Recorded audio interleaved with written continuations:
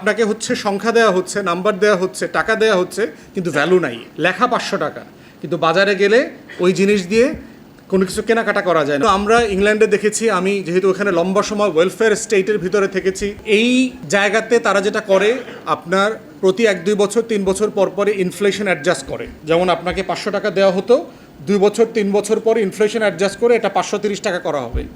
এর পরের 2 বছর পরে আবার এটা 570 টাকা করা হবে, 590 টাকা, 600 টাকা করা হবে। কারণ আপনার মূল টাকাটা, ভ্যালুটা যেন ঠিক থাকে, যে ইউনিটের ভ্যালুটা আপনাকে দেওয়া হয়েছিল। তো এখন আপনাকে হচ্ছে সংখ্যা দেওয়া হচ্ছে, নাম্বার দেওয়া হচ্ছে, টাকা দেওয়া হচ্ছে, কিন্তু ভ্যালু নাই। আপনাকে একটা পুরাতন আদিকালের একটা নোট দেওয়ার মতো অবস্থা হয়েছে।